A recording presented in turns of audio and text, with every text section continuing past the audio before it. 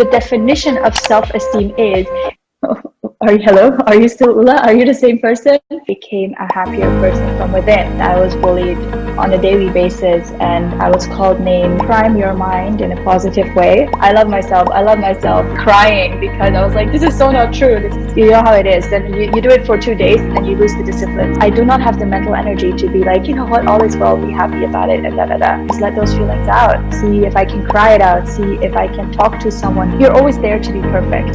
The teacher expects you to be perfect. The teacher's job is to make you perfect. And the more I can share as the teacher, like, hey, I'm not perfect and I have my bad days, the more the students can be like, oh, maybe I can let that out too. So the definition of self-esteem is not that you're always confident in yourself and that you always know that you're worthy. It's the resilience of even when life hits you with little thunderstorms here and there. The higher your self-esteem, the more easily you can deal with it. But also to be honest about it, that sometimes you can feel bad. It doesn't mean that just because you've now worked on your self-esteem, you're never allowed to feel bad again. Hi everyone! Welcome back to another episode on Rebuilding You. I'm Kai. I'm Min. And today we have a very special guest here with us.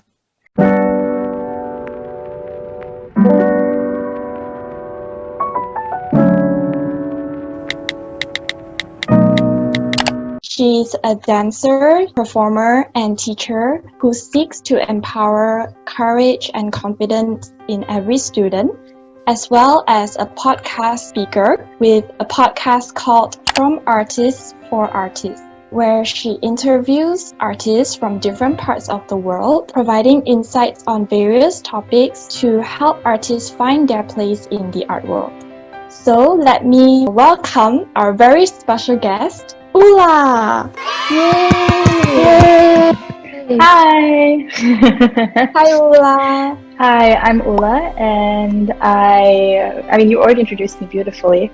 I'm a dancer and speaker, and I grew up always having the need to follow my dream and to find a path that I feel happiest and most fulfilled on, and I found that to be dance, and I'm really grateful and blessed to be able to do that every day of my life, and so far I'm really enjoying it and enjoying the people that I meet along the way. And yeah, that's me. That's so nice.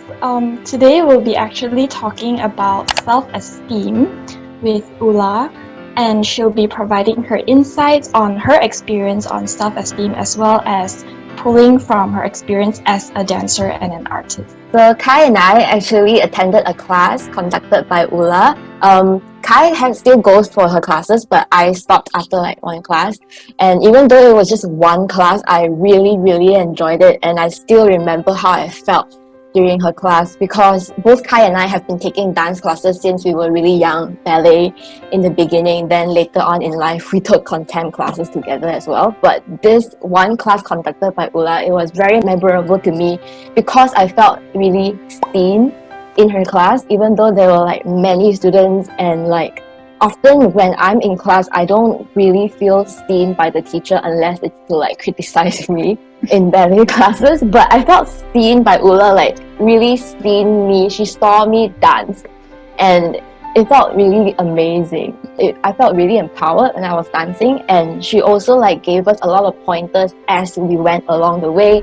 She told us to be present. She told us to be brave when we like dance for the audience and like look at the audience, because the audience can tell when you are starting to lose like a little bit of the confidence. And I think that's why we wanted her to come in and speak about self-esteem, because she strikes me as a person who knows her own worth, who knows what she's good at and how we can present ourselves best to everyone around us. So yeah. Oh my god, you're gonna make me cry.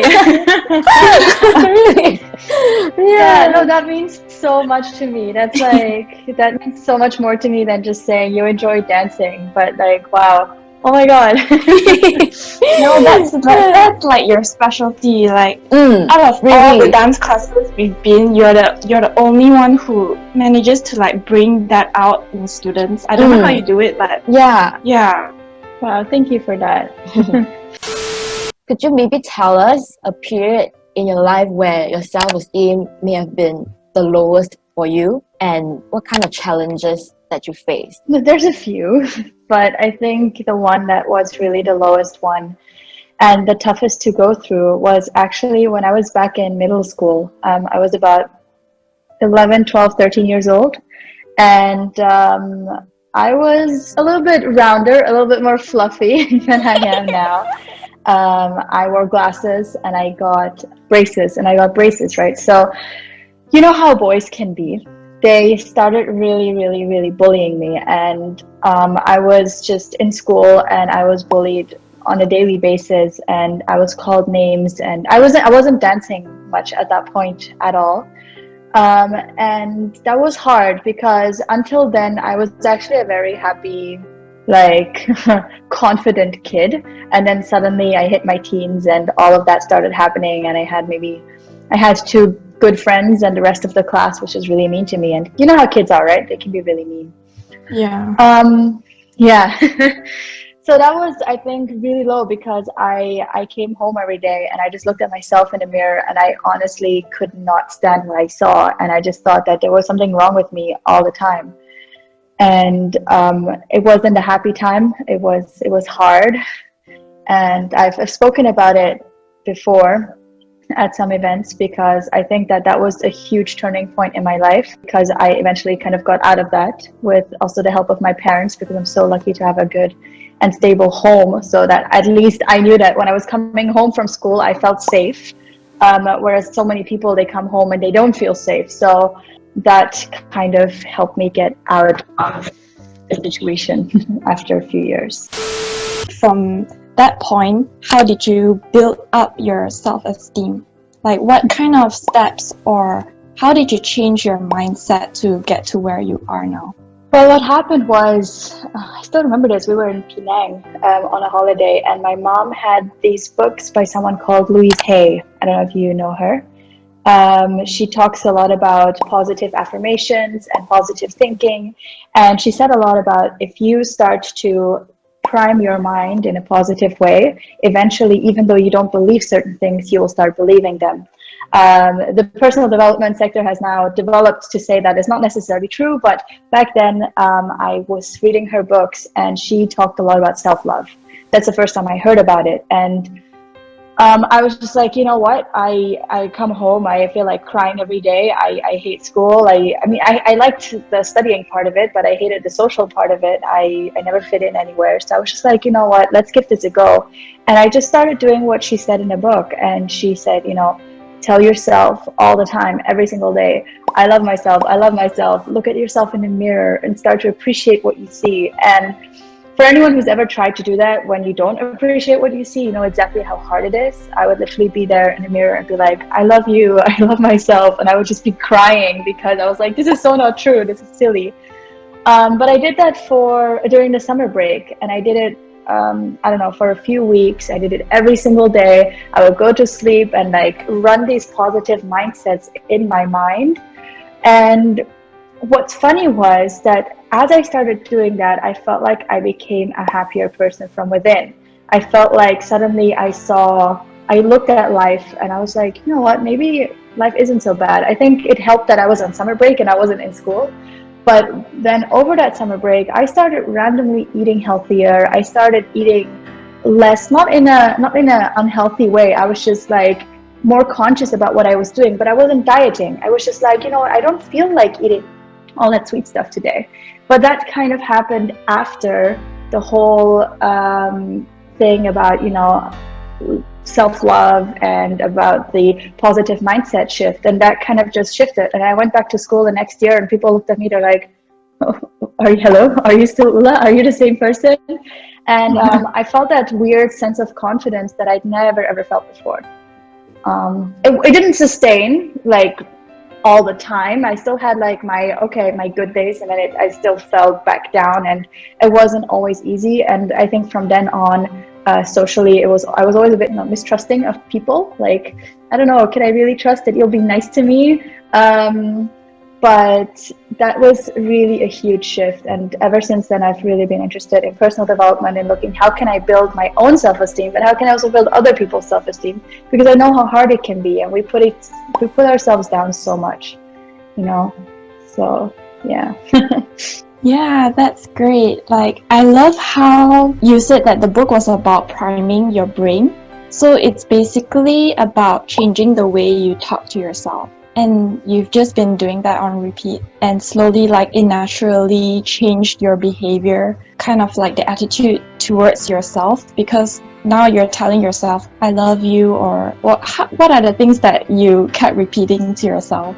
I think the main ones were I love myself, was all is well in the world, all is well in my world, life is good, you're worthy, you're enough, like those kinds of thoughts. I remember I used to write them all on post-its, and I put them all on my wall, I put them everywhere, just to kind of remind myself, because you know how it is, then you do it for 2 days and then you lose the discipline. So I really, because I was so desperate, I didn't know what else to do. And I think that desperation helped me stay disciplined and keep doing it. Yeah.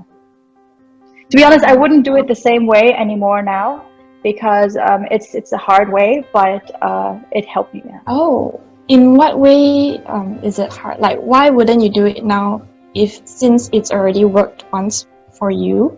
Because if you look at I mean, it works for a lot of people, but it depends very much on who you are. If you say you really, really cannot stand what you see in the mirror, or you think something very negatively about yourself, and we all do, we all have those like shadow aspects. If you then keep telling yourself, you know what, no, you are beautiful, but all of your inside feels like you really aren't. Or it's like if you say you don't have a lot of money and you keep telling yourself, I'm rich, I'm rich, I'm rich. How much of it are you going to believe?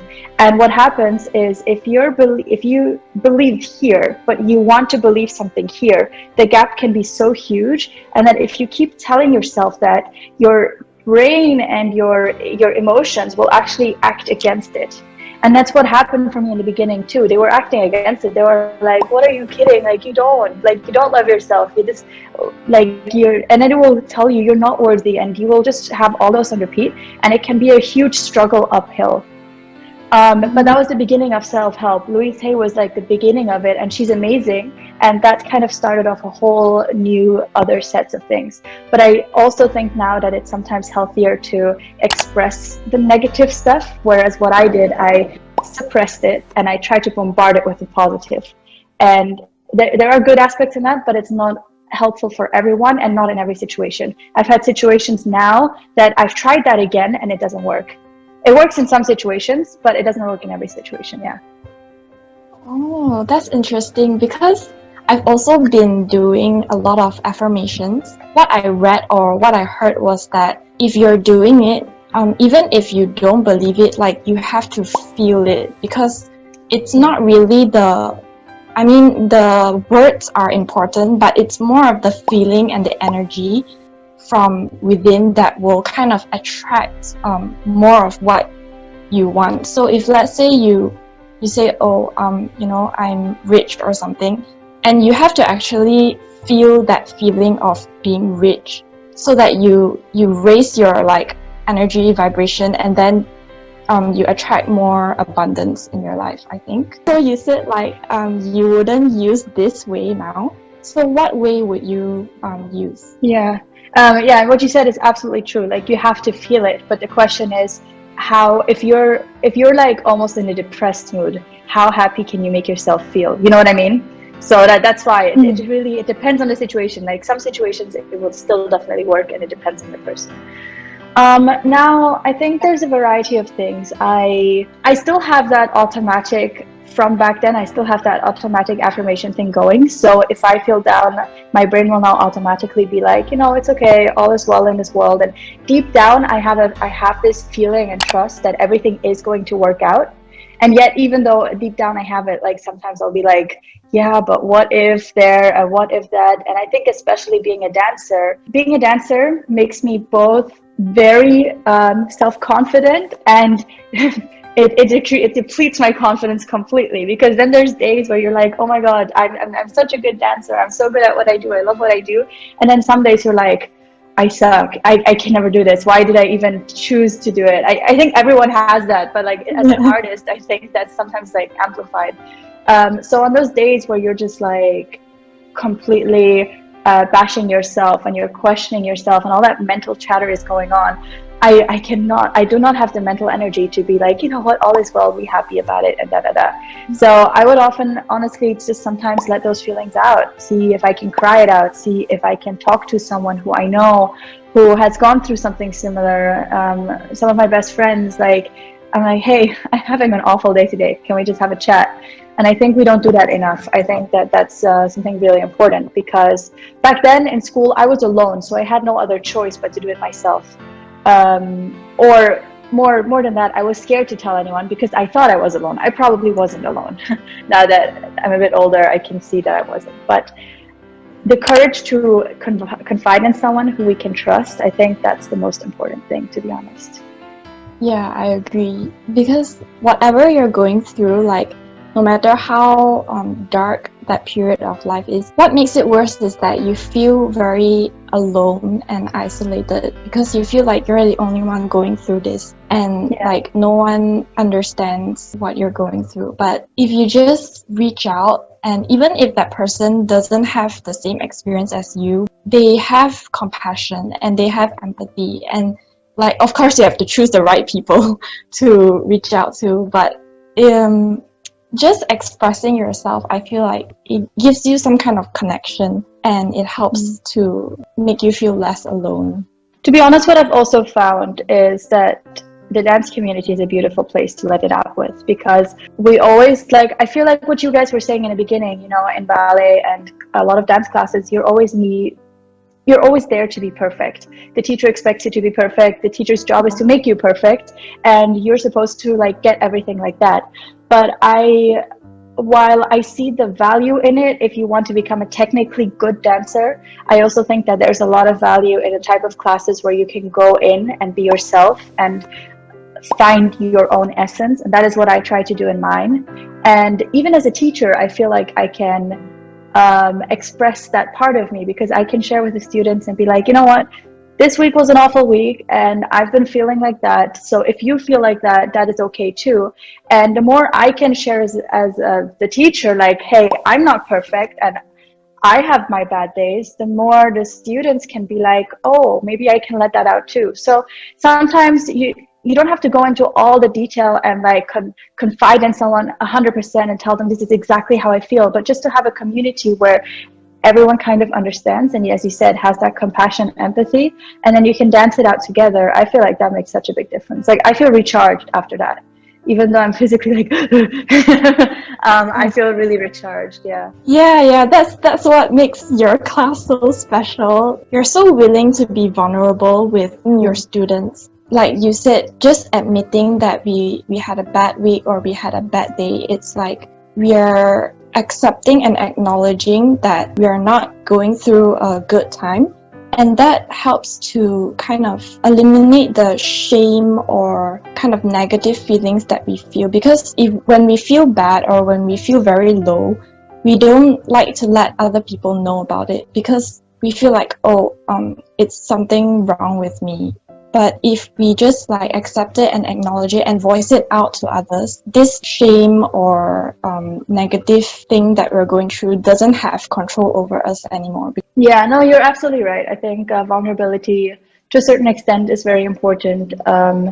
There's of course there's also oversharing, so we don't always have to tell everyone everything, but just to acknowledge like, hey, I'm not perfect and life is imperfect. And I think that's what I was going for when I was a teenager. I was like, I need to be perfect, and I need to show everyone that I love myself and that everything's amazing. And so I fell into this trap. While it helped me out of the hole, I fell into another trap that went, oh, now that everyone sees how perfect I am, I cannot show them that I still have bad days. right? And so that's something that I had to learn much later. So even though the affirmations were amazing and helping me through that, and I wouldn't go back and change that, they also made me feel like now that I do love myself, and now that I thought like once you love yourself, that's it. You always will. There's like nothing's gonna ever beat you down again. But that's not true, you know. I think it lasted for a good few months, and then after that, like stuff starts happening again, triggers start happening, and I think what the definition of self-esteem is not that you're always confident in yourself and that you always know that you're worthy. It's the resilience of, yes, having a general high self-esteem and a general trust that whatever happens, that you are worthy.